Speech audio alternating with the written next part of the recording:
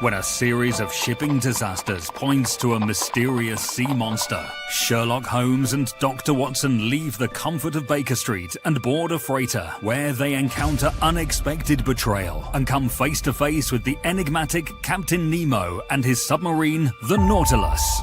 As they delve deeper into the case, they uncover a conspiracy involving a Russian Tsar with an airship that rains destruction on unsuspecting cities.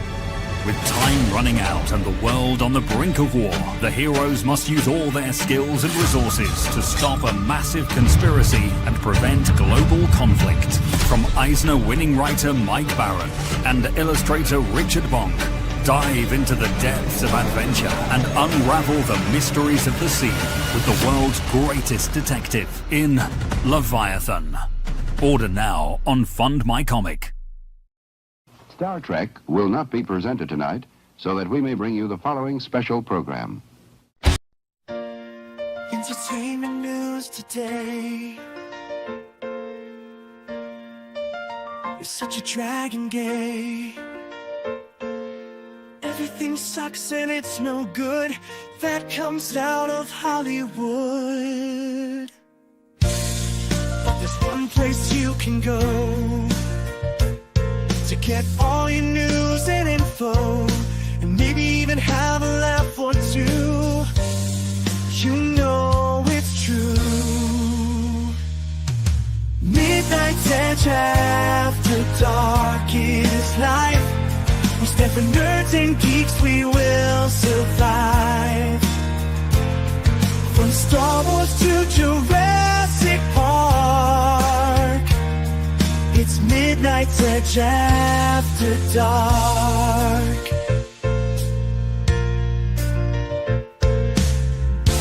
All those bombs and flops, but need never stops. We will keep going through the night as we keep up the culture fight.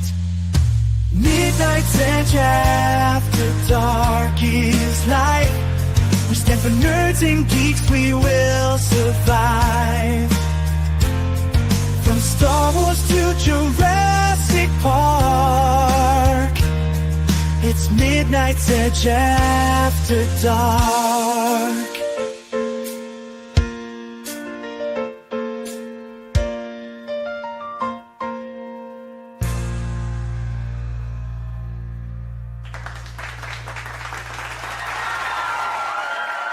Welcome once again to the best show on YouTube on this side of the tracks. It's time for Midnight's Edge After Dark. I'm Tom Connors. We got with us tonight the karaoke king out of Canada, Pearl Jam's worst enemy. That's right, CC Karaoke. How you doing? Oh, no, I love Pearl Jam. I'm just joking with you. I do, though. In case they're listening. Yeah, it's good to be here. You know what? They haven't released a good album in about 25 years. But let's start this conversation all over. This is why we're late. This is why we're late. I vehemently disagree with that assessment. But, yeah. I understand your position, man, and it's fine. In your position, I would say the same thing. But if we're being honest, after Vitalogy, all of their albums have been crap. And I know we were talking about that before we went live, but I didn't want the viewers here to think that I don't think that Pearl Jam is crap since after Vitalogy. Right. Just wanted to clear the air. But go on, Tom. Sorry. No, you're fine, brother. You got Price of Reason tonight, since he's already spoken. How you doing, my friend? I'm doing good. Better than CC, I think.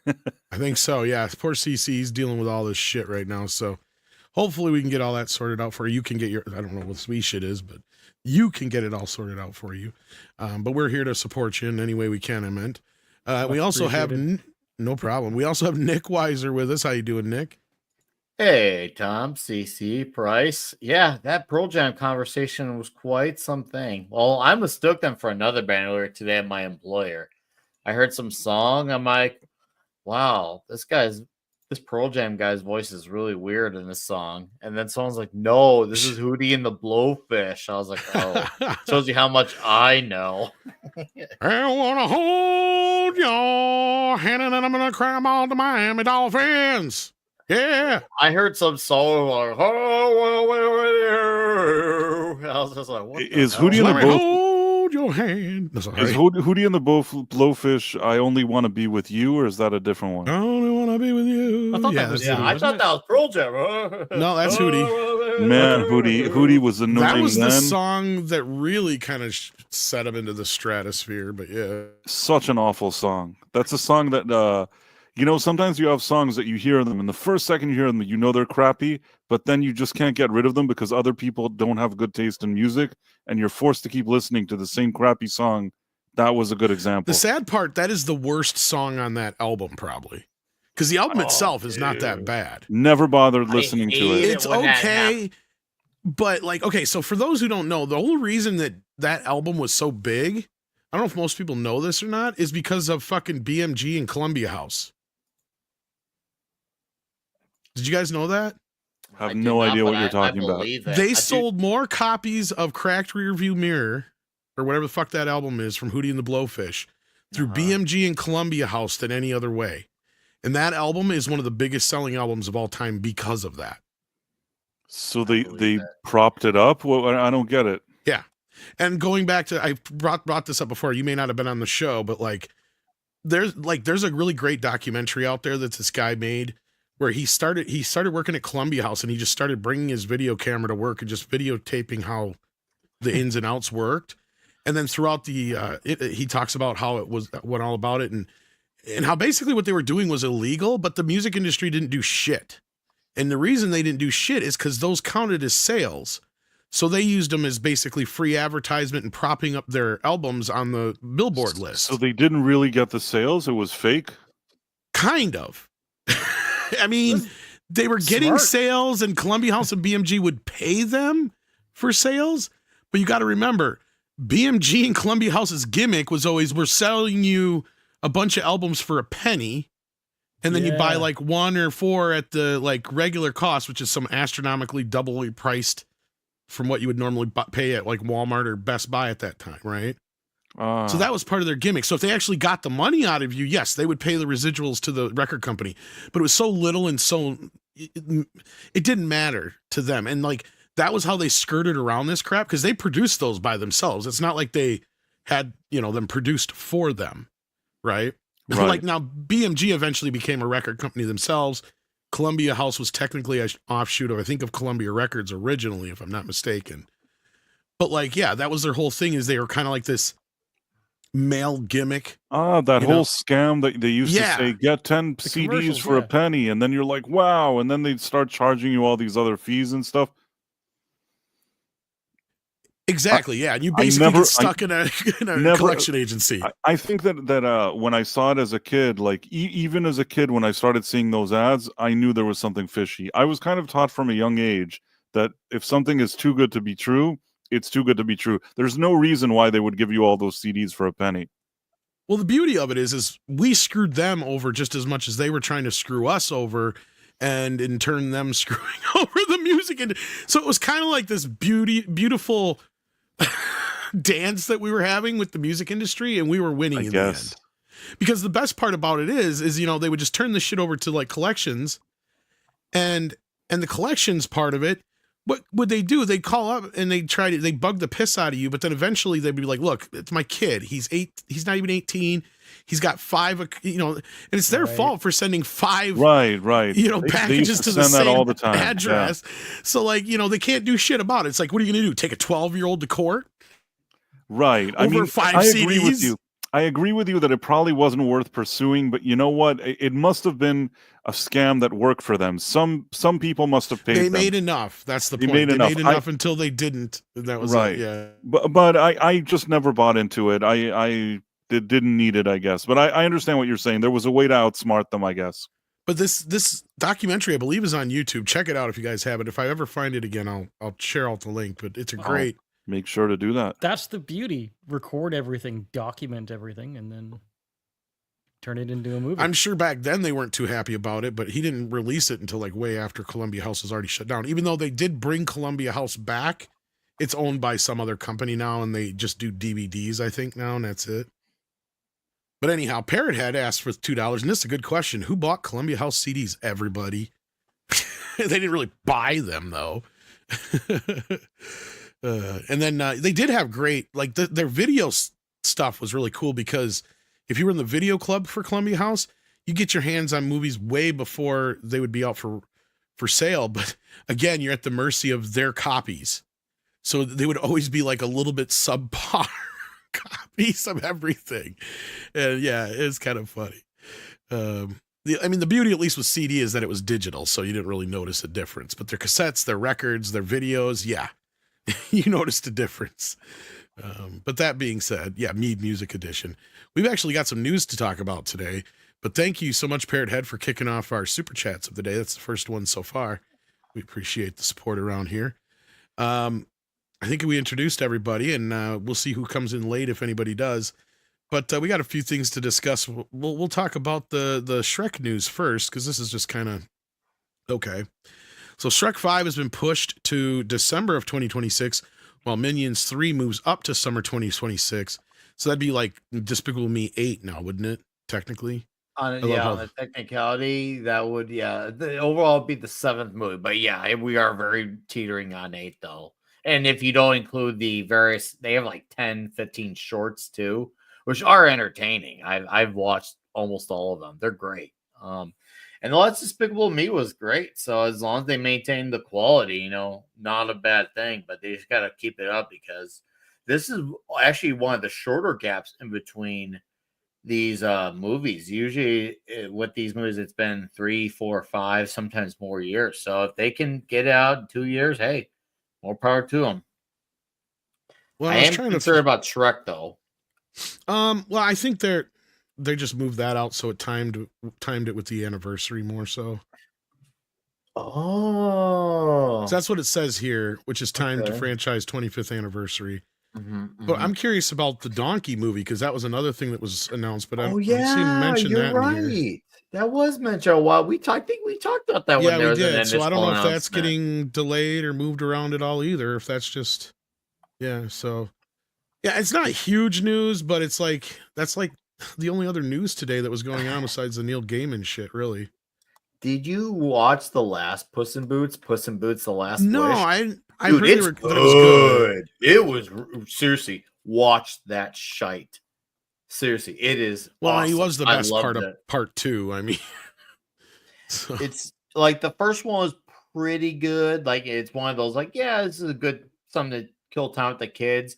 But then the second one, The Last Wish, is like, bro, this flipping rules. No, watch the sequel. It is great.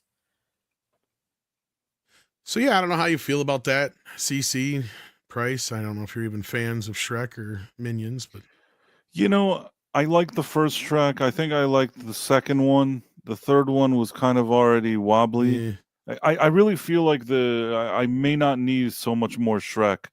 Yeah, the Puss in Boots thing was all right, whatever that was, but are you talking 1 or 2, Price? Because if you're saying 1, I can agree on that, but 2 is absolutely great.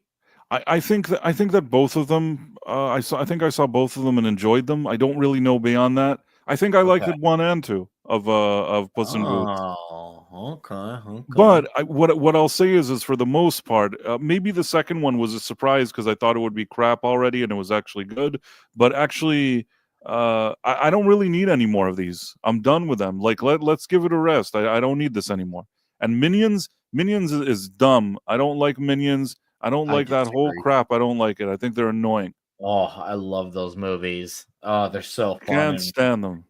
I love those goofy, crazy little. They're like drunk people, dude. Except without they're drunk people without the alcohol. Like seriously, how has there not been an R-rated version of the Minions Go to Vegas? I would watch the hell out of that. I would all the crazy laughs and the big eyeballs, and then doing all their debauchery.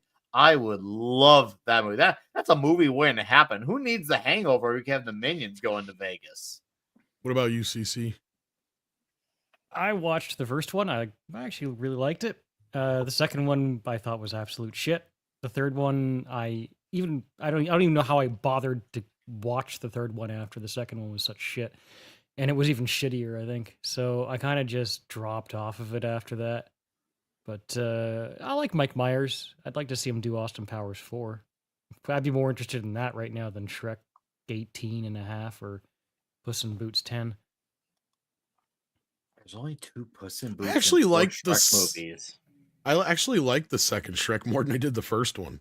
It is better than the first one. I like the first one. That's just maybe it's just me, but yeah, I don't know. The first one's alright, but it's been a while. I should come back to it and reassess my opinions. I can give you that. Yeah, I mean the first one was good. I mean, don't get me wrong, it was really, really good, but to me, I don't know, I guess why at that point the second one just really nailed it, especially having Puss in Boots and I don't know. The third one though was trash. It was fucking garbage. The fourth one redeemed it a little bit, but it still wasn't that great. It was basically It's a Wonderful Shrek. And then I don't know about what this fifth one, what it's going to be all about. I have a feeling it'll end up feeding back into the first movie somehow. You wait and see, but we'll see. Like changing of like the history or something. Something like that. But I think they kind of already did that in the last one, so it'll probably be. But considering it's 25 years, they're going to do something, I'm sure. I don't remember the fourth one well. I saw it once, and I never saw it again. And saw 1 and 2 in theaters, loved them both. Second one a little bit more. And second one was perfect. And now I feel like it was a better sequel. It was one of those rare days in my life where one of my friends got his hand stuck in a cup holder while watching the movie. So I was like, dude, my hand's stuck in a cup holder. I was like, let me guess. You had one of those ones that has the hole in the bottom, and he stuck it through and got it. Yeah, couldn't get it back out. Yep. Yeah, it was great. It was like, holy crap, some people's kids, I tell you. All right. In other news, though, we had this. Like, we haven't really been covering this too much because it's not really all that. It's not really in our purview. But I thought this was kind of funny, I guess, in a way. But now this whole Justin Baldoni thing with Blake Lively is blowing up so much that Baldoni is now telling Disney. I think they're going to be doing for the court case. They want all the discovery there for the correspondence, and now it's also being put out there that Ryan Reynolds and Blake Lively knew about Hugh Jackman's rumored affair and kept it from his wife. So I don't know if you guys heard about this too. So I guess this answers why they ended up getting a divorce. But yeah, so I don't know, just a little something, a little tidbit. I could say something now, but it's going to be really terrible. So I should keep my mouth shut and not say it. Say it. You like Harvey Dent? I don't know how to say this in a way that sounds nice, but Hugh Jackman, whatever his age is, he stays in shape, looks pretty darn good for whatever age he's at. Is he in his 50s or whatever it is? Looks, I think most people in their mid 50s would want to look like Hugh Jackman. Now, his wife, she was already. I'm not saying this is good or bad. I'm just saying from the point of view of Hugh Jackman, I'm assuming his wife was significantly older than Hugh Jackman. Maybe when she married him, and he was like a younger person and whatever, it wasn't such a big deal. I guess at the age of 55 or whatever, I don't know how old he is, when he's still kind of, all the ladies smile at him and wink at him all over the place, and his wife is significantly older, I think that he started, his eyes started wandering. Now, I'm not saying it's good or bad. I'm just saying that this is what I believe has happened. Honestly, I wonder if his wife, because they were together for a long time. I always wondered if it wasn't a cover-up and Emilia Clarke's scroll arm. Might be wrong here, but it didn't specify who he had an affair with. Yeah, anyhow. you think that the older woman was the beard? That's what you think? I think it was a cover-up all these years. And now that it's because the rumors of there's been more rumors that he's gay than John Travolta. Well, he does dance a lot and sing when he's not Wolverine. Exactly. Always like dancing around and stuff, but I don't know. I don't want to. Again, I'm not going to speculate too much further than that. I wish I knew more. Does anybody know more about this affair, or there's nothing? No, this is the first I heard about it, actually. Interesting.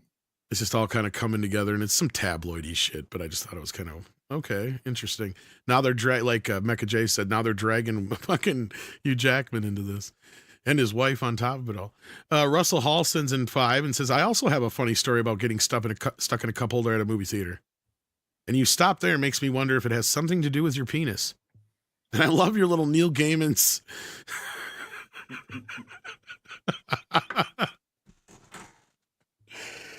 That's wrong. Oh, Lord. Does it involve butter? We got Goddess of Women in the house. And Goddess, I don't know if you're going to be able to handle some of this show. I tell you what. It's going to be interesting. I respect Mike Myers, she says. He said he'd make Shrek 700 as long as they paid him. Well, of course he will. As long as he's getting paid, he'll make them. Yeah, but they got to be good, too. That's the thing. So, yeah. But thank you for that, Goddess of Women. And hopefully it's good, because I did enjoy the first 2. The third one, yeah. After that, the fourth one was but not bad. But anyhow, so yeah, let's get into this main topic of the day. So this has been ripping and roaring. Like we talked about this back when it first started coming out. But now the big news is that the media is picking up on it, finally. But yeah, so Neil Gaiman is being accused of some pretty dark and salacious things. So I do warn anybody that this might get a little graphic, a little bit more than normal mead, if that is even possible. But well, everybody's calm and relaxed because I'm on the panel and I'll make sure things don't get out of hand here. Poor CC just keeps having connection issues, I think. Scarlett Pavlovich, that what you just said, was a 22-year-old drama student when she met the performer Amanda Palmer by chance on the street of Ackland.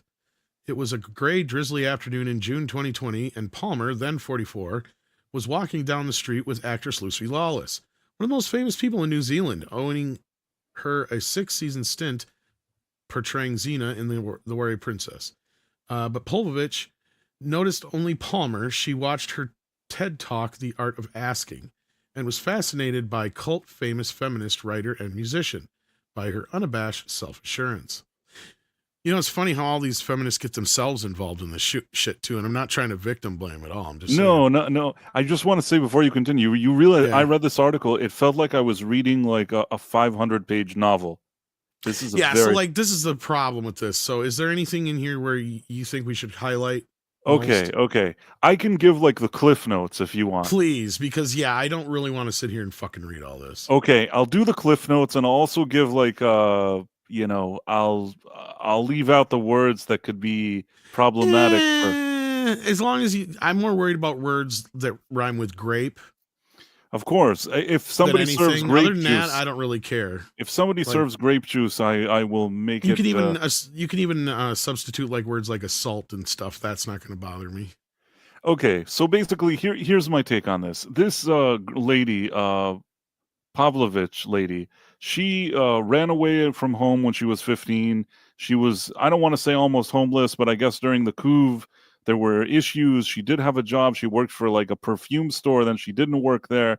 I don't know what. It seems like a troubled young lady at the time. She was already over age. She's not, 15 at the time. But I'm saying this is a lady with a troubled background. So what happened was she walked down the street and she runs into Lucy Lawless from Xena, the Warrior, whatever it is, and this other lady, Palmer. I guess her name is Amanda Palmer. She's a singer. I would tell you what she sings, but I don't listen to crap, and that's what I think she sings, so I don't listen to it. Not in any case, important though. Yeah, not important. There are some people in the world. I guess she's known because she crowdfunded an album. She raised $1 million from a bunch of unassuming people that paid for her album or something like that. In any case, I'm not knocking. If you love her music, that's great. I've never heard of her stuff, and doesn't sound like anything that would interest me personally. But that's just my opinion. In any case, she meets her on the street. They exchange texts, or I don't know what it was. This was already a number of years ago. They exchanged texts and like numbers and stuff like that. And then the next thing you know, a few days later, this Palmer lady that was married to Gaiman, this lady that's the singer that was married to Gaiman. She texts her and she says, "Hey, why don't you come over? Why don't we hang out?" So they start hanging out. But this is the part that's kind of weird about the article, and it's always this kind of game of Rashomon, where everybody has a certain version of the story, but I always feel like there's something that I don't fully understand. Do you get what I'm trying to say? Everybody has sort of a version of their events, but I always feel like if I was there, maybe there's things that aren't being said in these articles. But never mind. Well, yeah, I'm sure there's plenty of context that's being That's left what I'm out on saying. I both feel sides, sometimes yeah. like there's plenty of context missing, which is really important for these type of articles. But the point is, though, it really kind of revolves around a few events, though, right? Right. Like, So that's at the kind end of the main day, she invited her to come to her parties and things like that. They become friends, but it's sort of a strange situation because one of them is a rich woman that's married to a pretty rich man, and an even richer man, I would say, like the author of Neil Gaiman, who's really successful at this point and has a lot of money. And she's Very this well known, yeah. she's like this girl who doesn't have almost anything. She comes over to these parties, then starts running errands for this lady. That's the part that is not well explained in the article, but never mind. She starts running errands for her. They're friends, but she does stuff for her. I don't know. In any case, one day she said, "Hey, you can maybe help babysit for my son." Or something like that she has with Gaiman. Now, at this point, it turned out that her and Gaiman were separating. Apparently, they were together for years in an open relationship where they were allowed to do all this naughty stuff with people, Right. because they're both kind of weirdos. But at some point, I guess the singer lady, Palmer, was looking for like less naughty stuff because they had a kid, and Gaiman still wanted to do all the naughty stuff. I'm just, again, Cliff Notes. So they sort of separated, but he came living, I guess, somewhere in the Couve, or in the recent years, he was living in the same area. But they weren't living together. So at this point, one day, she told this Pavlovich lady, "Listen, my son, take him to like Neil's house and you'll stay there and you'll take care of my son. Don't worry about it. Everything is great." So she takes him over to Neil's house. Now, here's where things get a little strange, okay? Strange because I understand what's written in the article, and it may be all true, and it may be terrible, but still I have some questions, and I'll tell you why. She arrives at Neil Gaiman's place. She plays with the son. I don't know what. The son is asleep. Anyhow, Neil Gaiman tells her, "Listen, I have a bathtub in my yard. And why don't you take your clothes off and go into the bath now? Just go take a bath in my yard. It's great." And she said she was hesitant, but she ended up taking her clothes off and getting into his bath. And then she was completely shocked when he came and joined her inside the bath, and he was naked too. Now, here's the part that I have questions. Is there any woman in the world that's at a place that some guy says, "Hey, I got a weird bath in my yard. Why don't you take your clothes off and get in there? Don't worry about it." Is there a woman in the world that hears this and says, "Yes, why don't I get into his tub naked?" The article will never explain this. The article, there's violins playing at this point, okay? Now, I understand he got into the tub, and this is a pattern that seems with all the ladies, that he's very aggressive, kind of like a rough, I don't know, a rough pleasure type of person. And he's really into the BDSM, yes. Okay. This so kind I of get that. BDSM, rough, whatever it is. Now, again, she's like, "I didn't want this. I didn't want this." Okay, I understand. So she leaves the place, and then, and I'm doing also the Cliff Notes, but also giving a little bit of analysis. She texts him later that she's like craving for him and stuff like that. Meanwhile, in the article, there's violins playing, but the only thing that actually exists as evidence is that she like texts him how much she's craving him. Then something happens where slowly she's always taking care of the kid, and while the kid is there, I don't know what, anytime he can, he just comes and like does crazy stuff with her. This is stuff that I don't know if it's good, I'll say, on YouTube, but stuff that's very aggressive. In one occasion, something that involved butter and the backdoor entrance. He pulled a Marlon Brando on her. Let's be Gary? real. No. It's called a Marlon Brando. It's where you use butter as lube, and yeah. And then continue. Yeah, like I said, this might get a little graphic, guys. Like I said, say what you're going to say at this point, because it's all out there. Right. No, just I understand. The only words but I'm worried about are like YouTube words, like the alternative. No, I understand. but still, why even tempt the people that would perhaps have an issue, when I think everybody understands what I mean, that there's a butter and a backdoor entrance. The butter is in order to enter into the backdoor entrance, the butter would be assisting the process. Yes, it's called the Marlon Brando. So in any case, Yeah. at the end, what happened was, and then like he's like, you have to lick the butter off the floor and all this weird stuff, according to this No, he made lady. her not only that lick it off himself and her Right, excrement. all this Yes. really, really weird, creepy And she stuff. vomited, and then he made her clean that up. Like I said, we're Right. just gonna say it. Let's put it out there, right? Like it's some pretty Okay. nasty shit. Because A lot of nasty stuff. now, Again, it's in the an thing article. that I noticed though too is that she didn't say no, according to the article. And here's the thing, and I'm not trying to victim blame or anything like that. No. But according to the article, she went through with all this and never said no or didn't really resist until she finished that activity and then laid on the bed. And then he tried to perform some handiwork on her, let's say. I don't know how else to put that, finger her, basically, to be blunt. And that's when she finally says no. And then he didn't listen to her, so then he proceeded to use his penis instead, and she said she just let him finish. See, there's where the problems lie, and I see where you're coming from, Price, and where you have some questions. And this kind of gets us to Gaiman's response to it. And I hate the idea of like trying to be like, well, it does kind of sound like there is two sides to the story, but there is two sides to the story, clearly. And when you have a situation where somebody didn't say no until that late in the game, it kind of makes you wonder what the fucking situation was. Not only that, and I know this is going to sound terrible. I'm going to be the worst person in the world for saying this, but there's one thing that always kind of rubs me the wrong way. Anytime the only evidence that exists is texts that she sent him telling him that he's great and that she's craving him, that is not good. Now, I understand that sometimes being a victim is complicated, and I'm not completely dismissing. No, but it complicates it for a case, though, too, because... Obviously, if somebody's like, look at the evidence, and the evidence is her texting her and saying that she likes it, it's very strange. The other thing I'll say is, and this is what I'll say, I try to read these articles and come out of it a little more objective. What I think is this, if I wanted to do an even shorter one, because in addition to her, there was another, sort of complainer or victim, whatever you want to call it. That's the other problem, yeah. There was another lady that she basically lived with her husband in the same estate that he did, and he gave him a place to live, and they would take care of the estate or something like that. The husband ended up leaving. So then at this point, he sort of, even according to her testimony, proposed a trade. He's going to do naughty things to her, and she kind of stays there or something like that. I couldn't, she even says at the beginning that it was consensual. I don't really know. These things become really murky and complicated. Now, what I will say is this from both of these stories, what I will give both ladies, he is a manipulator. He sees that ladies are kind of weak or poor or in a bad situation. He swoops in and takes advantage of the situation in a way that sounds really, really, really he's a shitty. Textbook male feminist, as we've been talking about. The textbook male feminist. He sounds like a creep. He sounds freaky. And again, I don't know much about Scientology. I'm not saying anything. His parents were like from the early people of Scientology, like the earliest of people that were in that. He was put through a strange childhood based on what this article describes. It probably doesn't help and may have contributed to him being kind of a strange, I don't know if to say, like, it sounds, according to the article, like he's a creepy freak and manipulative jerk.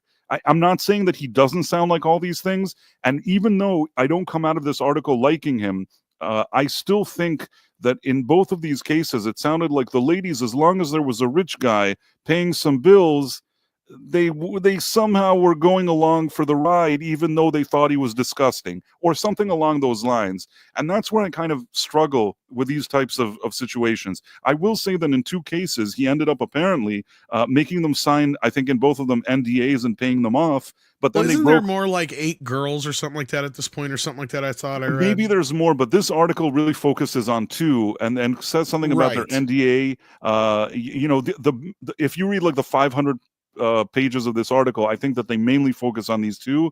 And what they do is they give a lot more context that the wife then, the Palmer, knew there was something wrong with him. She tried to bring a therapist into the story. Then, I guess at some point he signed NDAs with them. With the original Pavlovich lady with the bathtub, he ended up paying her money that like she'll continue to be the nanny, and he made all these payments to her. I don't know if during these payments he continued to have sex with her. I don't really know. The whole thing is kind of weird. I don't know if it was a payoff or whatever it was. This other lady that was at his estate that he did the trade-off with her, that she stays and he does like freaky things, he ended up paying her a more significant amount of money, having her sign an NDA.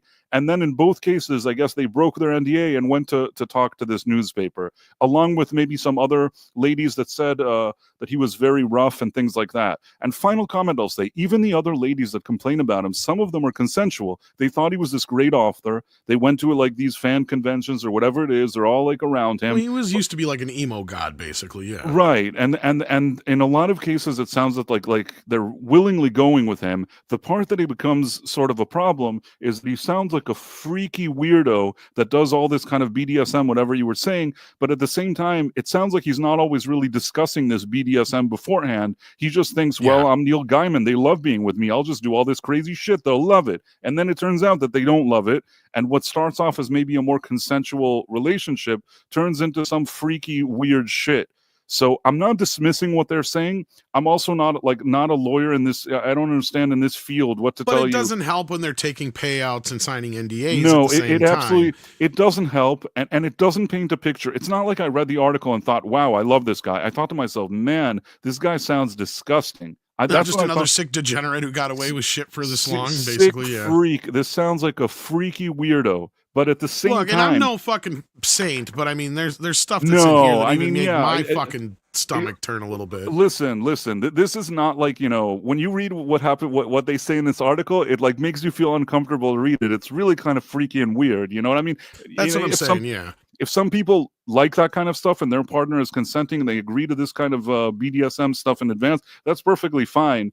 I guess just, when I look at it and read these testimonies, it sounded really weird. But at the same time, as much as I don't like him reading this article, as much as I feel like he's an asshole and a hypocrite and a male feminist, which is always a red flag, as I always say, it all sounds really weird. But I still don't know if these ladies, how strong their cases are when there's, let's say, texts like from this woman saying how great he is. And he has a lot of those kind of groupies and ladies all wanting a piece of him. He's also rich and they want a piece of that. So I walked away from this article with kind of mixed feelings. Yeah. Not really liking anybody. That's a good way of putting it. Rooftop Korean says it's not victim blaming to say their actions enabled him. Yeah, see, that's the thing. And we don't have to sit here and justify 50 Shades of Gay. Oh my God. Wow. Wow, that's on the nose. But okay, so I do like midget porn. This is true. Technically, it's little person, but yes, it's little person. Yes, little person. I'm sorry. I did promise you I'd try to do better on that. If only Ron Enriquez spelled it 50 Shades of Gaiman. Yeah, Gaiman. 50 Shades of Gaiman. I did invite Andre. I'm like, you want to come in and talk about some of this shit? Let's go. Because I mean, this is porn? No. The Neil Gaiman stuff. Because you pronounce it Gaiman? I always thought it was Gaiman. I don't know. Andre always says it's Gaiman. But anyway, that being said, I don't know if we're going to touch on this in the morning show, and After Dark's a little bit more racy anyway, so I figured this would be the place to talk about more of this stuff anyhow. But he did put out a response this morning. Now, before we get into this response, since Price had the floor for a while, I just want to give CC and Nick a chance to respond to the initial claims. Because, I mean, I can't really say much more than you already have, Price, because I'm kind of in the same place. Was it okay, the description I gave? For the most part, like I said, I mean, there's a little bit more details to it that we don't really need to get into. If you really want the sordid, sick details, it's out there, guys. You can go find it very easily. You got the Cliff Notes version. I think you did a great job, Price. That's fine. And you editorialized at the same time. So like I said, and there's not much more I can say to add to what you said. I just want to give CC and Nick a chance to speak before I read this thing that Neil put out there that doesn't really help his case all that much at the same time, but it does fall in line with some of the things you were just saying. Sure. I mean, I'll start. I know there was actually a couple of Canadian personalities some years ago, and I can't remember his name now. When you get into the really kinky shit, you get the leather straps and all that stuff. It just feels inevitable whenever you're just doing really, really weird shit that things are just not gonna translate over time, unless you're really both you need that safe word, and you need to both actually be in that space. I'm not saying, I'm not speaking from experience. I'm just as an observation. Sure, you're not. I get you. But so that's my first thought. But my second thought is, okay, now we're talking about NDAs and paying people off, and now it feels like any authenticity in the situation has become controlling and just dark. You know, I don't particularly take kindly to that kind of. I prefer transparency. If we're getting into all Right. that legal crap, it just I can't begin to side with them. Well, I hate to say it. I mean, I guess Russell makes your point for you here. It's a little bit of a leap from leather straps to the Yeah, level of depravity that and happened it's here. like, okay, maybe she said she liked it in the moment, and you know what? There's probably occasions out there where that's actually true. And you know what? If you find love like that, by all means, man, live your life. But it's probably a good chance that unless you're absolutely sure she actually likes eating the poop, that she might tell you later, tell somebody later that she regrets having done that. Well, that's the other problem here is like, it's one thing to do it and then say you regret it later as opposed to claiming it's some sort of assault. Because that's what I'm saying is in a time when women are more empowered than they ever have been. And this guy is seen as a male feminist of sorts. And she even fell in love with his ex-wife at this point or whatever, because she was some feminist, more so than she gave a shit about Xena the Warrior Princess, right? Like that was the point of the opening of the article. Hey man, Xena's hot. Yeah, that's what I'm saying. She didn't care about Xena. She was all up in arms about this Amanda Palmer person because she's such a great feminist or whatever. So if she's this great feminist, then why didn't she stop? Why didn't she just say, no, I'm not licking your dirty dick? Like, what the fuck? Like, I mean, how hard is that to say? I just don't get it. Like, that's the problem I'm having here, I guess, with this. And I'm not trying to victim blame at all. That's what I said. There are people whose personality is... Because I got zero love for Gaiman, but yeah. You know, there are pleaser personalities out there. And I'll give you credit. I'll give some credit to that. People who have trouble saying no because they don't want to disappoint. And that can be something that's taken advantage of in certain situations too, right? I get you, and I accept that to a point, but does that stand up in a court of law? I guess that's the thing we're going to find out eventually if it gets that far. It's, you know... Yeah. He sounds, if I had to give my impression, I feel like as the success and money came in, he started walking around and thinking like, all these freaky ladies love me. I can do whatever I want. And I think he got greedy, like a lot of these other powerful people that suddenly become very rich and have these kind of ladies around them. And and I do think that he manipulated. See, this lady, one of them, people are asking in the chat, why couldn't she just not go in his bathtub? I think Goddess of Whim said it. She could have said, I'm not going in your bathtub naked. I'm leaving. You know what I mean? That's what a normal person would do. But no, she got into the bathtub naked, and she's like, he's not going to show up in here and join me naked in the bathtub, right? It's like, why wouldn't he? Why is there even a bath in his yard? It's like, I don't know if you have a picture of that bath in the yard. It is like, that itself looks like a horror movie. You know what I mean? I don't have one up here. Who has like, you open the yard and there's nothing except for like a bath. And it's not like a bath like a jacuzzi. It just looks like a bath that would normally be in the bathroom. But it's in the yard for some reason. Why would you get naked and go in there? That's like that sounds like a horror movie in the making. So really, and she was saying in the article, oh, I didn't have any money. I really needed the money. I was down on my luck. I was this and that. It's like, you know what? You have to make decisions. Either you say, no, I don't want this. I'm going to work at a cash register somewhere and just earn a living, or I'm going to be with this guy and do freaky things with him and he's going to give me money. Those are two different things. You can decide as an adult what you want to do. It just feels like she makes it seem like she's 100% the victim here. And I'm not trying to victim blame because it sounds like this guy is a manipulative jerk, but I think that she also had the power to make decisions at some point. This is the problem I have when somebody says that they did these kind of things and did it because they were down on their luck and they did it to accept money and all that kind of stuff. Because look, I see prostitutes and drug dealers as in the same league. I don't look down upon them. They all serve a purpose in the world. People make them who they are because, people want them there. Supply and demand. Supply and demand. Exactly. Thank you. That's what I was trying to get to. But at the end of the day, you can't cry foul if you're going to be a prostitute. And look, I'm not trying to make this woman sound bad, but that's basically what she's admitting. If you're down on your luck, then guess what? You decided to make yourself a prostitute. You can't cry foul later. It's just the way the world works. I don't understand, and I'm not. And I like she was desperate, and the other lady also. There's like, a desperate, and then there's desperate. All right, like, do you have kids to feed? No, she's some 20-year-old. That's right, the other thing that fucking bothers me. Somebody that would have no fucking problems, right, walking out on the street right now and finding at least 5 men who are who have enough chivalry in them, who wouldn't touch her and let them spend the night with her at least 2-3 weeks in a row.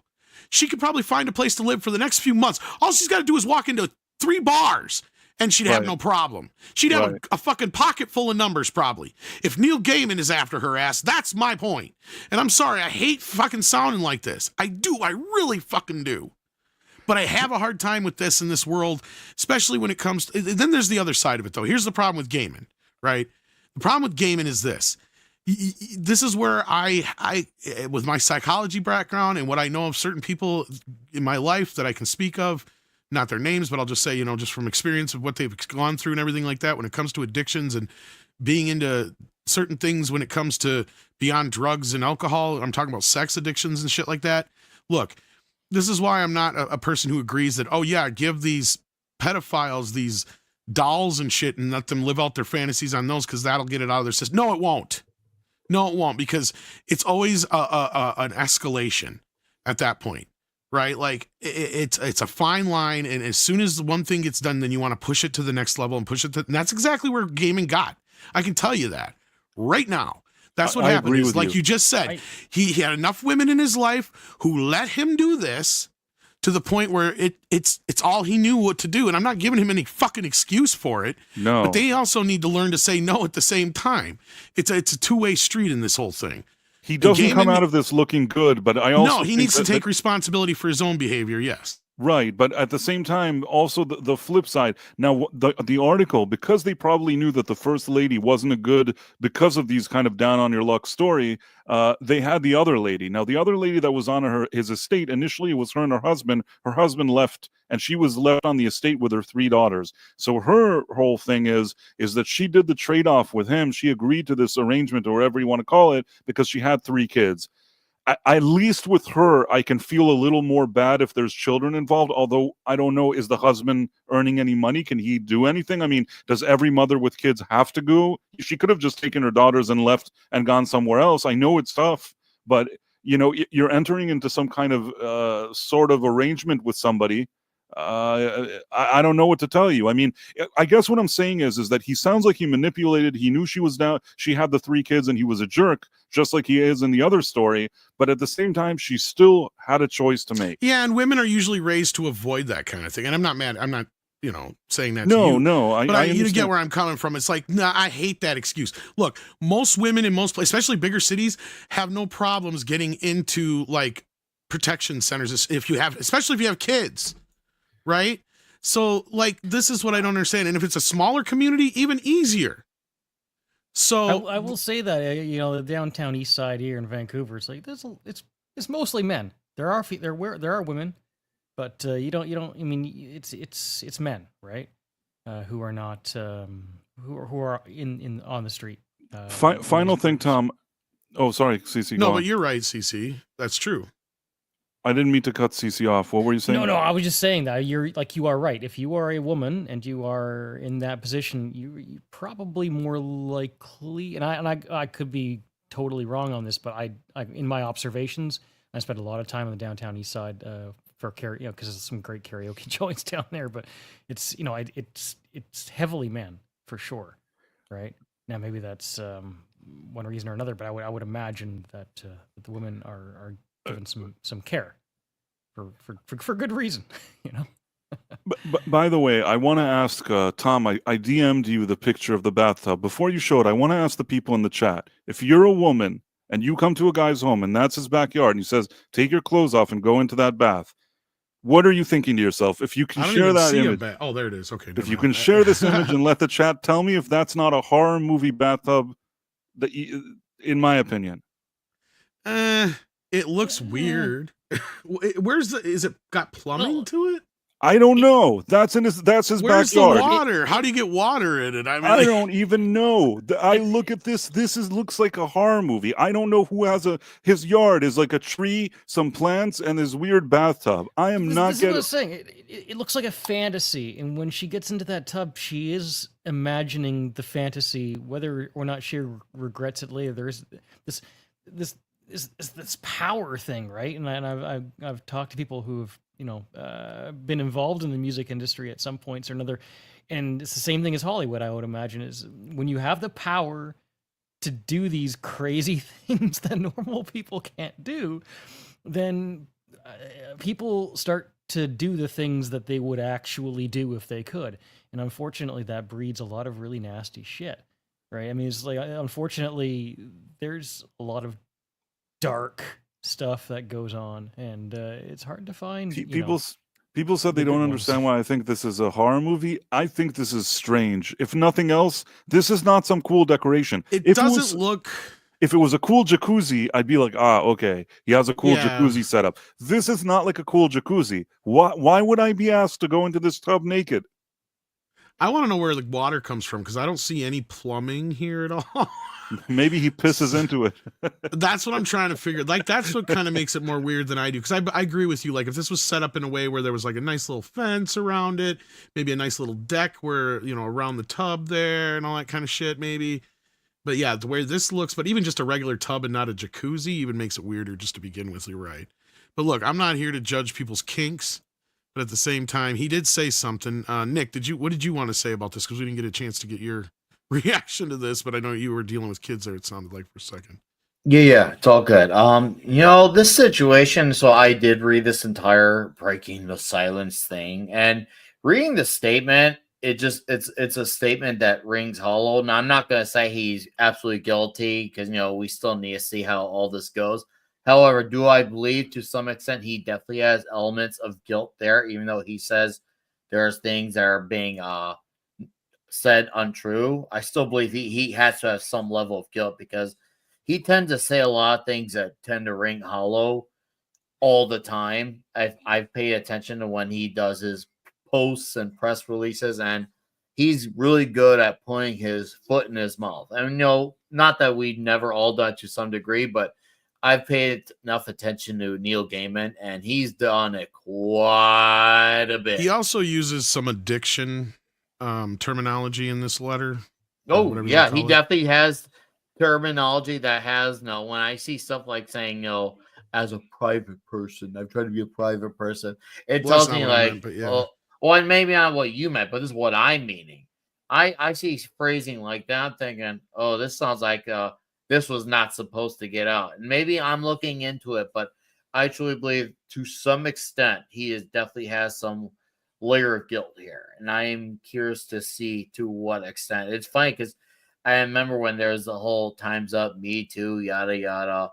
He was one of the hardcore virtue signals of them all. And now here he is. Once again, those who signal the hardest usually tend to have the most amount of skeletons in the closet. So I definitely know something here is true. I'm just going to let time play out and see what is. At the very minimum, he's guilty of something.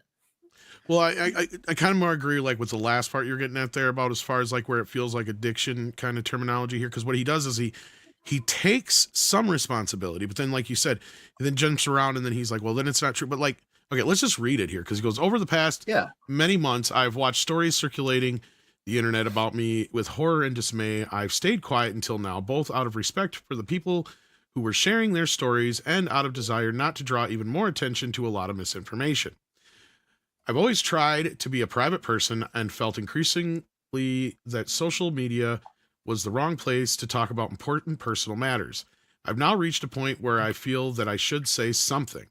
Yeah, because it made the mainstream media, even though people like shout out to like John Della Rose and those who have been covering it for the last year, consistently.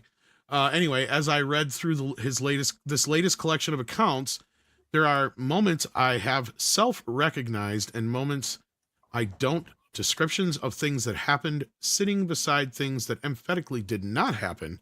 I'm far from a perfect person, but I have never engaged in non-consensual sexual activity with anyone ever. Okay.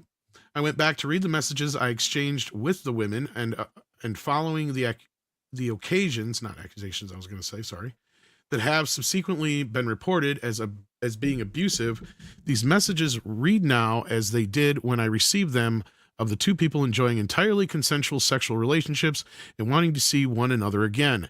At the time I was in those relationships, they seemed positive and happy on both sides. And I also realized, looking through them years later, he was looking through men, that I could have and should have done so much better. So this is where I was talking about, where he's taking some responsibility. Yep. And then he goes, I was emotionally unavailable while being sexually available, self-focused, and not as thoughtful as I could or should have been. I was obviously careless with people's hearts and feelings, and that's something I really deeply regret. It was selfish of me. I was caught up in my own story, and I ignored other people's. In other words, you got caught. I've spent some months now taking a long, hard look at who I've been and how I have made people feel. Well, the fact that you've been doing it for the last few months already shows me that you've been worried about this shit for the last few months. Like most of us, meaning that you think there's actually, that you know that there's more to this than, anyway, I'm not going to finish that sentence. Anyway, like most of us, I'm learning and I'm trying to do the work needed. That to me tells me he's getting some sort of therapy or help. And I know that this is not an overnight process, so that if he does go to court, or when he goes to court, he can say that. Just keep that in mind. I hope that with the help of good people, I will continue to grow. That's the other thing that makes me think he is. I understand that not everybody will believe me or even care what I say, but I'll be doing the work anyway for myself, my family, and the people I love. I will be doing my very best to deserve their trust, as well the trust of my readers. At the same time, as I reflect on my past and as I re-review everything that actually happened as opposed to what is being alleged, I don't accept there was any abuse. To repeat, I never engaged in non-consensual sexual activity with anyone. Some of the horrible stories now being told simply never happened, while others have been distorted from what actually took place, that they bear no relationship to reality. I am prepared to take responsibility for any missteps I made. Well, you just said you didn't make any. Right? So this is where I'm coming from, right? Like, anyways, I'm not willing to turn my back on the truth, and I can accept being described as someone I can't accept, sorry, and cannot and will not admit to doing things I didn't do. Okay, that's great. Now, if you're so innocent, then release these. This is what bothers me about, like, with the, what's his face, the Marvel guy, God, I just forgot his name. That guy. Jonathan Majors? Jonathan Majors, Yeah. Thank you. It's like, okay, if you're so fucking innocent, then show us the proof, right? Because if you're so innocent, then it isn't hard to show the proof, and I don't want to hear any fucking excuses. Gaiman's had a year now almost that this news has been circulating, and it's been rumors for years. That's the other problem you have here. And then now it's actually, you got these women that were speaking out, and that's when it started, the fire started a while back here. You've had all this time, you didn't even have to do this. If you've got so much fucking evidence, just put it out there. Put the messages out there.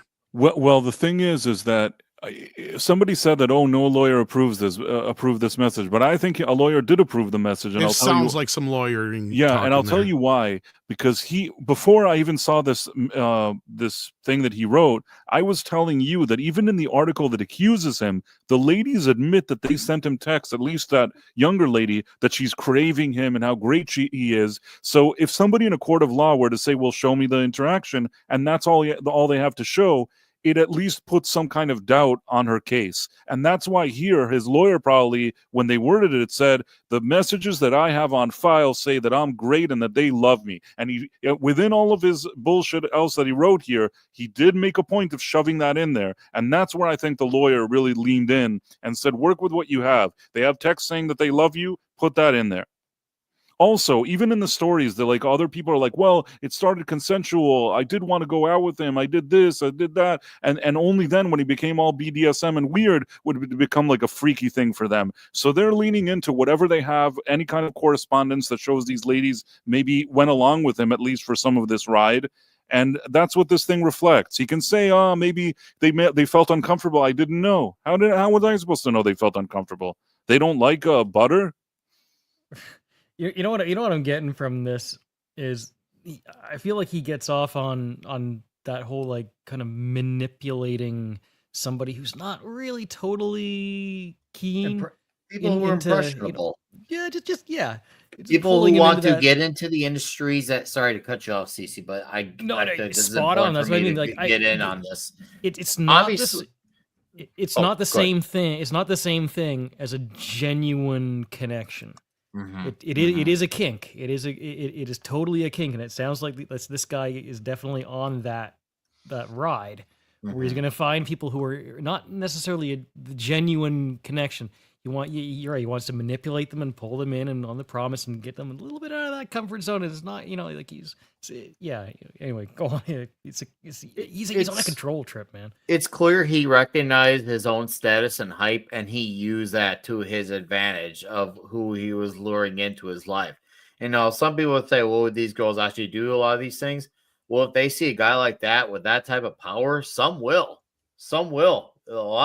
Even guys would too. A lot of guys out there would do crazy things if they think they'll have some way of getting in, have their little leeway into a big industry. And Neil was someone who obviously has a lot of hype and credentials to his name. So yeah, a lot of people do crazier things that they normally wouldn't do to try to get in something, even if they had to try to make themselves look comfortable in the moment and then run with it later. Yeah, people do crazy things. Don't put it past anyone to do a lot of these weird things, especially once again, even if it's uncomfortable to them. I can acknowledge that what Scissor with Runs here says that doing the work is not a therapy reference. Actually, it's sometimes it is, but I'm on your side, comrades. IOW, I am part of the globalist, communist, feminist, climate crisis cult, so don't send me to the gulag, please. You could be right too.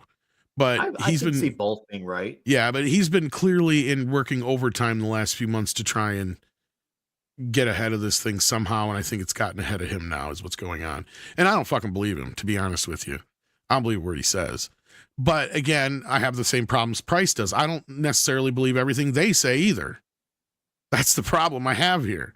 Yeah, they could both be. They could both be telling a little bit of truth and a little bit of lie each. Because you gotta remember, the circle of people who he put himself around are people who are notorious for lying as well. So for all the lying he may be doing, these ladies could also be doing the same game, because this comes from a circle of people who love and live on drama and trying to get people thrown out of the industry. I mean, the Whisper Network is more than just a Whisper Network. It's an endless witch hunt where everyone is basically playing the game of survival. How can you get a leg up, trying to get your status ascended, and then who do you need to toss out while you're trying to ascend on the way up so you can toss down? Yeah, people, they will do this. I mean, I've been seeing this happen in comics since 2017, 2016. I've been seeing this game endlessly, and Neil Gaiman's just the next one in line, if not the current one in line. No, that's fair. He's saying like he's not preying on the totally innocent ones, right? He's preying on the ones that have a little bit of darkness in them. It's maybe or kind of playing it both ways. But that's exactly how you end up in this position too. Yeah. I mean, if he was preying on the innocent ones, I would be actually much more furious. But if people are talking out of both sides of their mouth on both sides of the situation, then what do you expect in the end? You're going to get this crap. I mean, his reaction though just really makes the whole thing even weirder. Russell Hall sends in $2 and asks, "How do you feel about dwarf erotica?" I'm listening.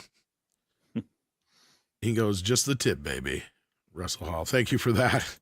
And then Jer, if I'm saying that right, or Gur, one of the two. I apologize for getting it wrong if I did. Member for 24 months. Well, thank you for that. If my calculations are correct, that puts you at 2 years. Wow. Well, thank you. Flying Blind on a Rocket Cycle says, it looks like a fantasy that turns into a horror story, a metal bathtub. I think it looks ceramic or what do you call it? I don't know if it's metal. It might be metal. Yeah, well, it had metal legs on it, but I don't think the tub was metal. It could be. I would want to know who cleaned it. You know what I mean? Like, let's say even I'm a willing participant in this. Let's say I walk in and I want to take my clothes off and go into the tub in the yard. I'd be like, who cleaned this thing? You know, is it clean? Well, that's why I was asking about the plumbing price, because without running plumbing in it, you can't either just drain it into the fucking ground. Right. You just put a hose in it. Or you put a hose in it, like, yeah. She put a hose and filled that thing, and then she got naked and went into it. It just seems weird to me. Very weird. And yeah, I mean, the thing is that it's like you said, he comes off here seeming like a big jerk, and I believe that he is one. I believe that he is a jerk, and he comes off as that in the article. And even though these ladies, I understand that maybe they got themselves into a situation where the guy got greedier and greedier with this BDSM, but in most of these cases, it sounds like situations that they had at least initially gotten themselves into, and then for whatever reasons didn't get out of. So it becomes more complicated. Not that I think he scored any points here. I think he looks awful. But I also, both of these ladies, he knew how to manipulate them, then they wanted something from him. That's all I'll say. No, I can't disagree with that. That's the problem. And, you know, it's like you play stupid games, you win stupid prizes sometimes, I guess. I mean, that's... I hate putting it like that. But I also don't think Gaiman just needs to be let off the hook, though, either. So we'll see how this rolls. Hey, we got Gary Ambrosia in the house as well as Andy. So we got the whole team listening in tonight. How you guys doing? Gary says, Hail Mead and my buds on the panel. Well, how you been, Gary? Hopefully you're doing well. It's been a bit since we got a chance to talk. I do got to talk to you again about some things, but yeah. Nate says he's in the wrong space. No. Actually, like half of our viewers are on X, just like you, Nate. Just like you. And we actually can see you guys out there. So don't be afraid to speak up over on the X side of things. Yes, we do see you. We do pay attention to those comments. So thank you for being on X. Hooker's gonna hooker. And Mark's 47 has been here for 44 months. Holy crap! I think that deserves a couple of applauses. Mark's 47 is a good dude. I've always liked Mark's 47. Indeed. So yeah, was there anything else? How do you speak? You speak like this. Exactly like that. So yeah, was there anything else in the news, really? I mean, overall. That Ridley Scott story, that's right. That was a Ridley Scott story? Yeah. What'd he do now? Well, this is just kind of me having some fun more than anything. Because his announced project with... where the hell's the article? It's not I hate when I lose all these articles. No, his other movie he was working on. Oh, darn it. Where's the article? I know I retweeted it. Where is it? Where'd you put it? Cut? Where did you put it? No, it was a movie he was gonna make, and he's not gonna make it now. Well, god damn it! What the fuck? I swore I had it sitting here. I was prepared. Damn it! Where'd you put it, Tom? I got it. Here we go. All it's right, variety. flip it out. I was thinking it was Deadline. That's part of my problem. Okay. All right, so here we go. Ridley Scott, who was set to make the Bee Gees biopic. That's what it was. The Bee Gees biopic. God damn it. Says, they didn't like my deal. I'm expensive, but I'm fucking good. And I had to respond to this. I'm like, are you, though, Ridley, anymore? I mean, when was the last time he actually made a profitable movie? How old is he, by the way? It was like 806. I don't want to be mean. I know this sounds terrible, but for a production that lasts a number of years sometimes, to keep a guy who I think is in his 80s, really tough, really tough. If I'm a studio, I wouldn't. Well, maybe if he has like a second in command that's like really competent, and you just say, well, there'll always be somebody ready to finish the movie. But if you're really hoping to get him in his prime, I don't know that that's what you're getting now. I for one, I will never forgive him for axing Neil Blomkamp's Alien 3. That's just, I was done with him after that. I wanted to see that movie, and what we got instead was not probably anywhere near what that movie would have been. So, and he's very, very old. That's my position on it. It's So, time yeah. to retire. It's okay. Well, and this is on the heels of his Gladiator. I can't remember the guy who it was, but it's like one of his people that he worked on the film with was talking about how he's just basically lazy and phoning it in, just spending ungodly amounts of money and shit. But anyway, according to this, the deal, the studio changed the goalpost, according to Scott. I said, you can't do that. They insisted. I said, well, I'm going to warn you, I will walk because I will go to the next movie. They didn't believe me, and I did. So there you go. I think they believed him and wanted him gone, but they wanted him to do it so they don't look bad. He said he was asked to go too far, and then I said, no, next. They didn't make my deal, so I said, I'll move on. I'm expensive, but I'm fucking good. I don't know, man. I think he should retire. I think, with all due respect to him, he's made some fantastic movies. I really like him, but I think that this isn't helping him. He just doesn't really have it anywhere as much as he did, and that's not the worst thing that can happen to a guy. He had his time under the sun and then some. It's okay, man. I get it. You it's clear that you love what you do, and there's something to respect about someone who wants to continue doing what he loves. But when your skills not showing that you got anymore, you just gotta accept reality. You know what? Maybe it's time to hang it up, man. It's okay. I don't see why he's really trying to get that. This sounds like the whole I just need one more win, Kathleen Kennedy style, before I quit Star Wars, which she'll never get that win. So yeah, the question here was go ahead. Sorry. No. I got none. What was the final number for Gladiator 2? Well, it settled somewhere around, I think it says here 450 something, I think it was. 455 million. And the budget was reportedly 330. So yeah, it lost money. And that's where I wonder if even Gladiator 3 is really going to happen. He can talk about it all day, but especially if Paramount balked at him for this, then they don't really give a shit. And Paramount right now, they're facing this regulatory shit to sell the Skydance. So they better hope Trump comes in and that money that Ellison spent on Trump is worth it. Because otherwise this deal ain't going through. I don't know if you guys have been keeping up with that at all. But, I have not. Yeah. And then we got Kalekioki in the house says, right, you're right, Tom. I'm sick of these directors blaming IP. Yeah, me too. They need to just make good movies. Get off their ass.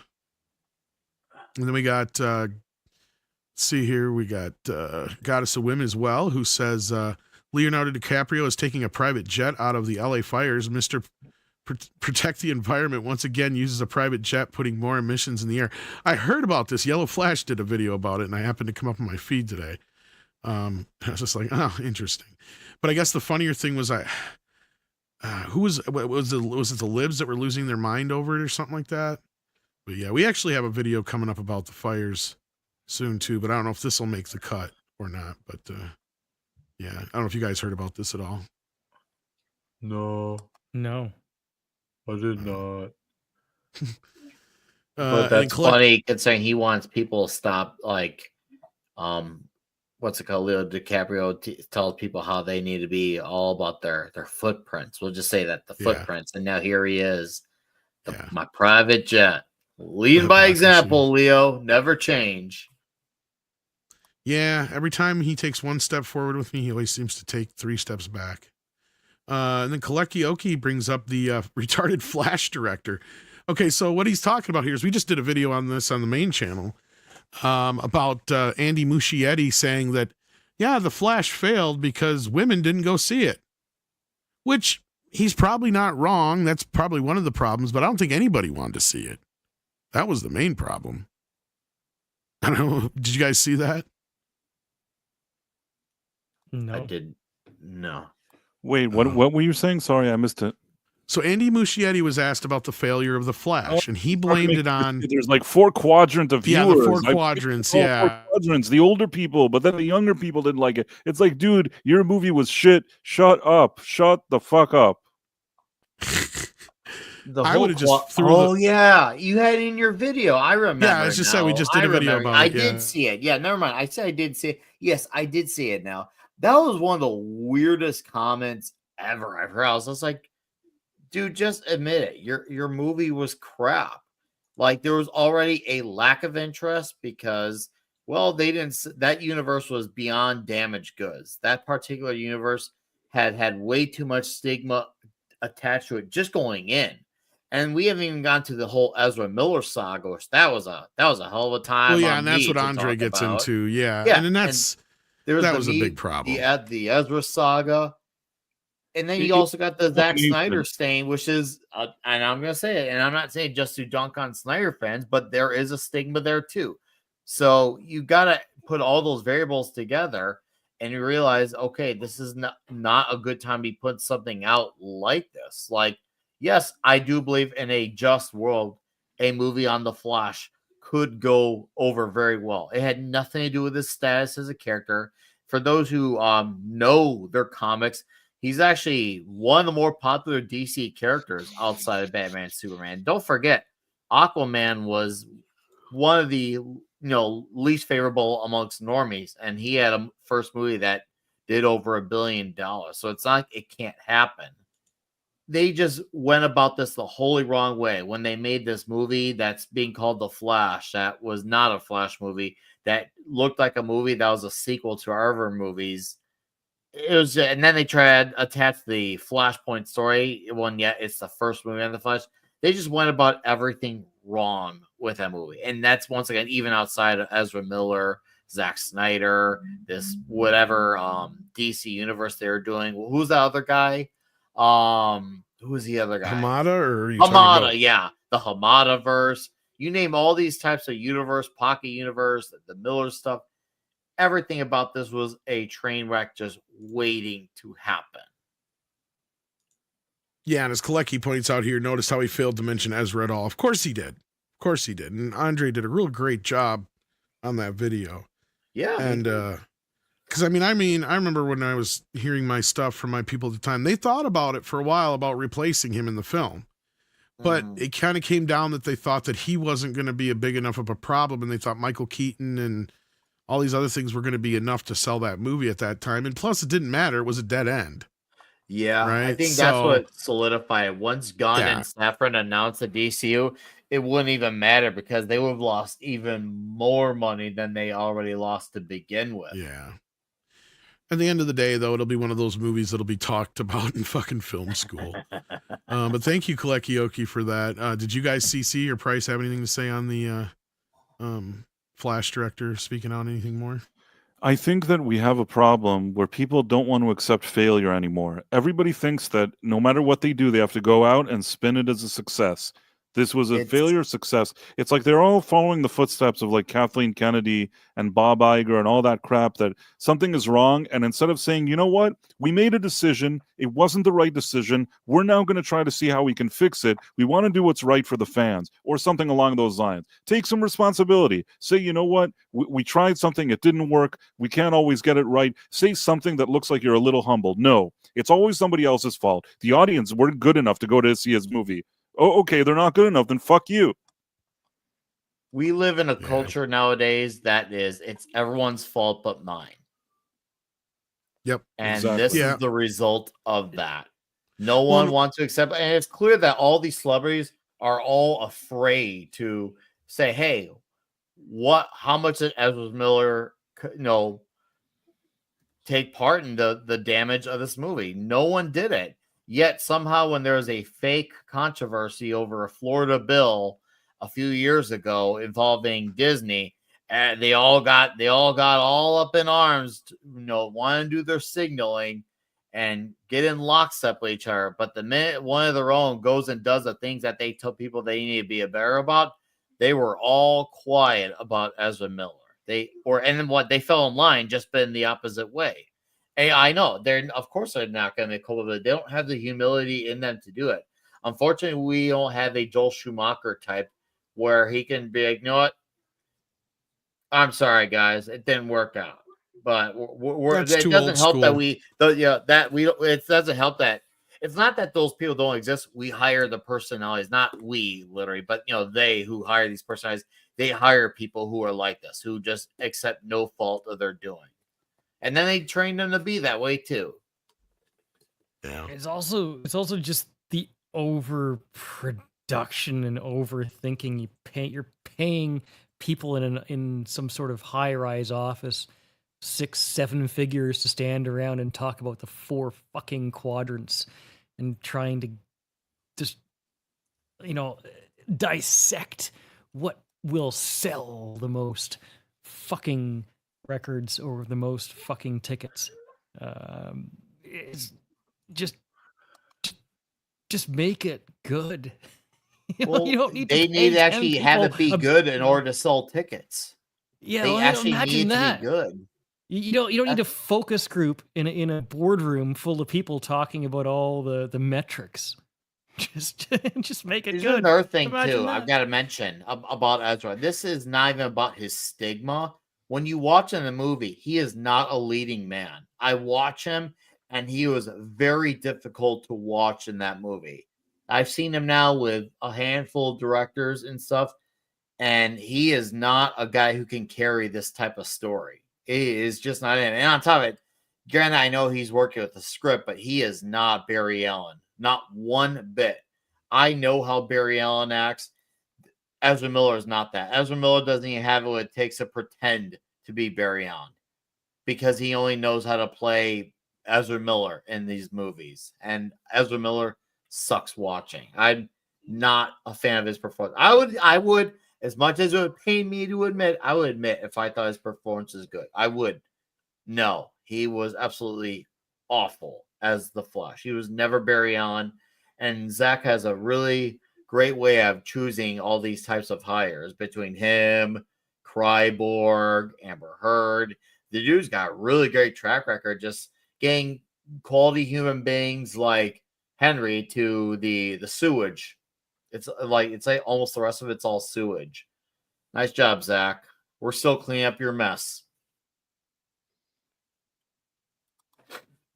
Yeah, I mean, this whole thing that you guys are getting at with the accountability thing, like, I'm trying to find that clip with Vince Vaughn. I'm sure you guys know the one I'm talking about, where he was on Hot Ones, Mm-hmm. and where he talks about where they hide behind these IPs now, right, to get back to the super chat and everything like that, or the chat that we brought up or whatever it was. And that's the thing is like they hide behind that. It's like, well, you can't fire me or you can't blame me because I did Star Trek or I did Star Wars or I did Marvel. So it's their fault for not wanting it, or it's somebody else's fault. It's not mine. Right. Like, and that's kind of the mentality they have nowadays. And it's just ridiculous. But I don't know if you guys remember that or not. I don't. But all right. Yeah, you're right. I was like, I'm the only one who had anything to that. And then Pilgrim Media says with $2, hello, Pilgrim. Ridley Scott should retire. Well, probably wouldn't be the worst idea. And CM Chunk, thank you over on X for asking Grok. I was correct. The last time Ridley Scott had a movie that was profitable was The Martian. So 10 years ago. Yeah. And 10 years is still good enough that people remember The Martian. That's like, okay, hey, look, he had The Martian. And that's more than enough time to show that, okay, maybe his best day is behind him. And once again, that's nothing to be ashamed of. It's not like he's young and it's like, oh man, he lost it so early. Like he's 80 something. No, I want to say something else. Listen, when you're in your 70s, I still think that there's a lot you can do, even, directing like a movie like he did. He probably started working on it when he was 75. It was probably released when he was around 77. And I think that age to do a large scale production like that, I think that it's totally something that he could pull off. Even maybe into 80, maybe early 80s. 87 years old is already, I know Clint Eastwood did Juror Number 2 and he did a good job. Maybe in some cases you have somebody that could pull it off, but I'm sure it doesn't become easy at the age of 87 to command an entire production with like $100 or $200 million budget, which is why, Tom, what you were saying that he keeps going over budget and he's all over the place, it sounds like he would be.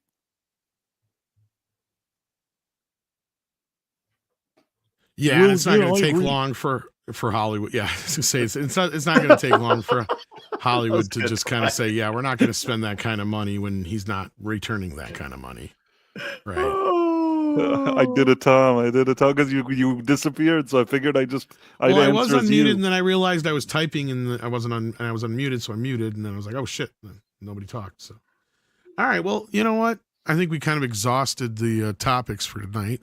I will see you guys on the morning show tomorrow, but what do you got going on tonight, Price? You got your late show tonight?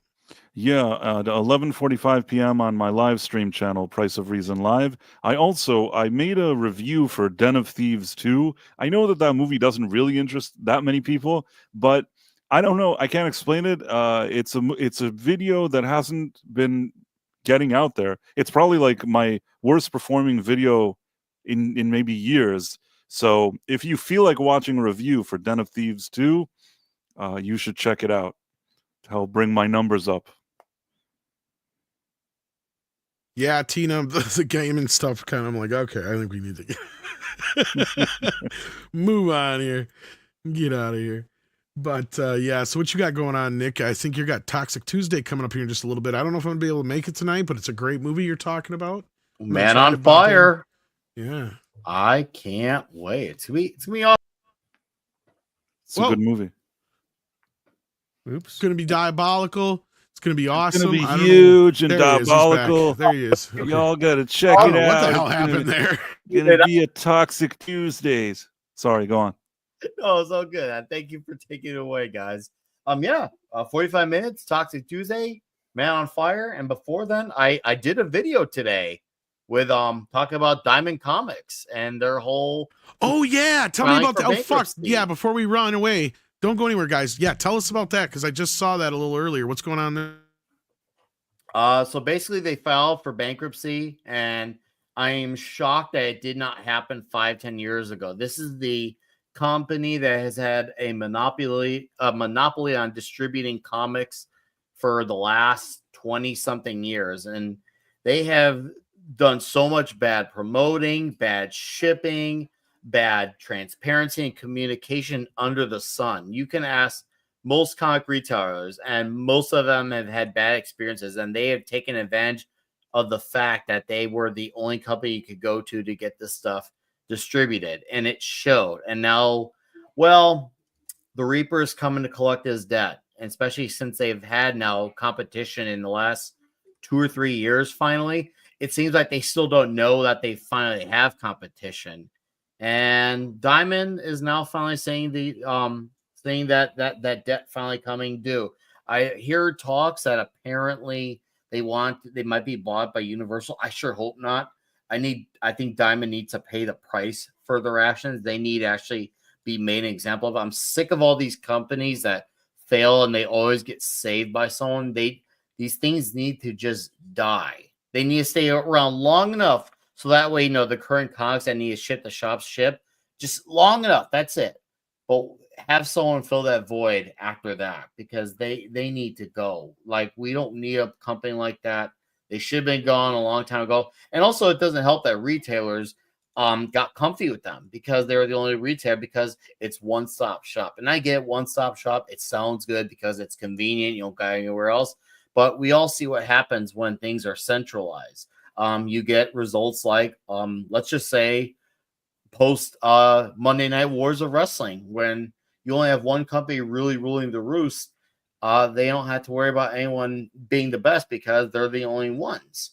So it lit a fire in WWF's bunghole when WCW is coming up. And Diamond didn't have that for the longest time. And now that not only they paying the price, but also retailers are paying it. Over the last Christmas break, all the comics were coming in several days late, which has never happened on Christmas break. So you think, oh, it's just the holidays. Maybe it's just like, no, this has never happened in my decade and a half of going to shops. This has never happened until this year. This didn't even happen in 2020 during the Kung Flu reaction. Now this happened. And they sent out a last-minute email about it absolutely angering the retailers. All the guys at our shops, they understood, oh, we know it's not your fault.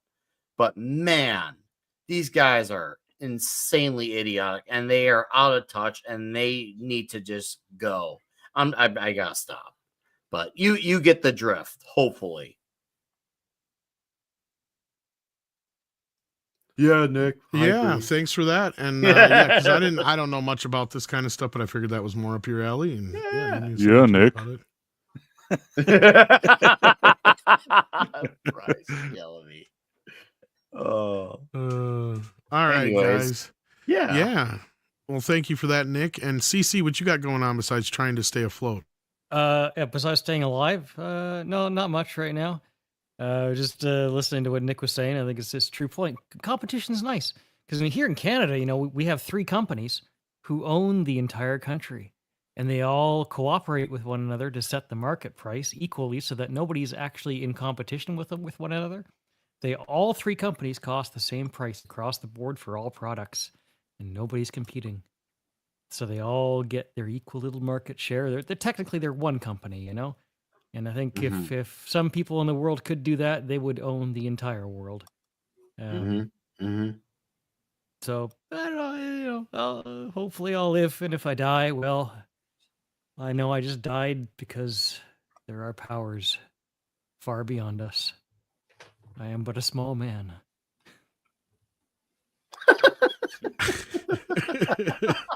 Hey, I'm not trying to laugh. Oh, that was good. Poetic. Hopefully everything turns out all right for you, though. So I know you're doing your best thanks. now to comply with the issue at hand. So I must comply. good luck with that. And of course, like I said, if there's anything we can do to help, just let me know. So Appreciate it, man. Thanks. yeah, with that, we're going to get on out of here. So take care of yourself, guys. See you on the flip side, and bye.